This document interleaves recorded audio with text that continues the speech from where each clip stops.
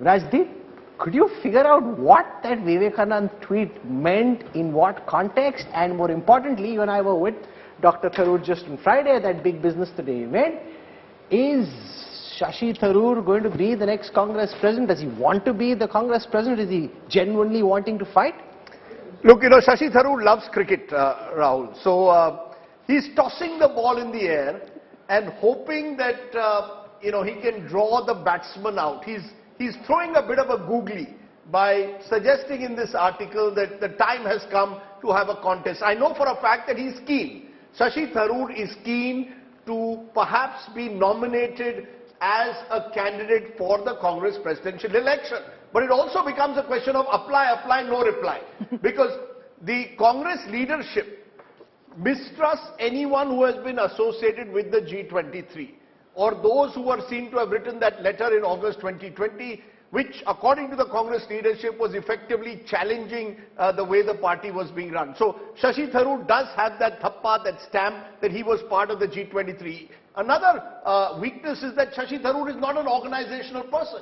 He doesn't know the Congress organization. And finally, Rahul, the truth is that these elections, like them or not, are already pre-decided.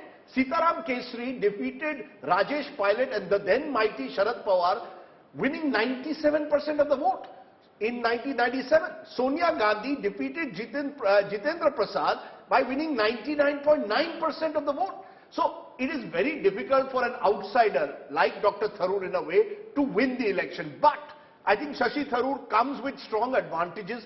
He's a non-dynast. He is someone who is, has a stature outside politics. And therefore, for those who are not Congress persons, outside the echo chambers of the Congress, he is the ideal candidate. At least someone who can perhaps be identified with groups other than those who are the Congress loyalists. It won't help him win an election, but it will at least get the Congress back once again in the narrative.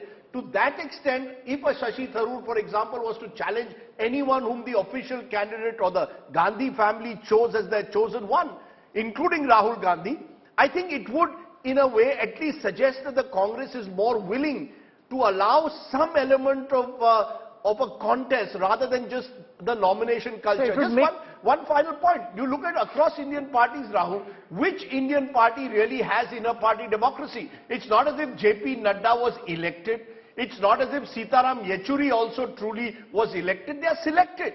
So Congress will select its president. But if they can create the impression of a contest, and if someone like Shashi Tharoor throws himself into a contest, I think it will give the Congress a little bit of a boost in the overall narrative at the moment. I must tell our viewers that journalists and others like Rajdeep are part of the reason why Shashi Tharoor is contemplating standing for this election, because at every event like that Business Today event, you kept asking him, why don't you fight? Why don't you fight? If Rahul Gandhi is incompetent, but this is possibly why, as a public intellectual, Shashi Tharoor now feels the need to rise to the calling and say, okay, at least I put up my hand and I wanted to fight. No, I think the worry for Shashi Tharoor, though, is that if he were to fight, he needs a plan B. You see, the Congress, if he fights the Gandhi family candidate and loses, as he almost certainly would, as a sort of unofficial candidate taking on the official Congress Gandhi loyalist, what does he do next? No, he could possibly have had enough of politics, go back to writing, doesn't necessarily need this job, this is not where his money is coming from, and at least he says, I tried to reform the Congress and I failed. But you need a plan B. Ghulam Nabi Azad's plan B is there now. He's going to go into Jammu and Kashmir.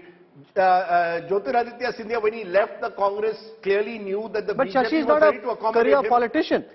Shashi had a career outside of politics, unlike, say, take whoever you want. I don't want to be uncharitable to someone, but if they didn't have politics as a job, they wouldn't have a job. They wouldn't know what to do. Sure, but so Shashi can go back. He's winning international honors. He can do something else. Well, he could do something else. He's in his mid-60s. You can always have a second, third. In his case, it would be a third or fourth innings in life.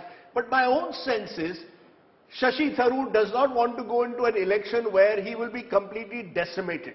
He would like to be in an election where at least his standing then galvanizes at least a section of the Congress, which frankly is tired of the sense of drift within. Okay.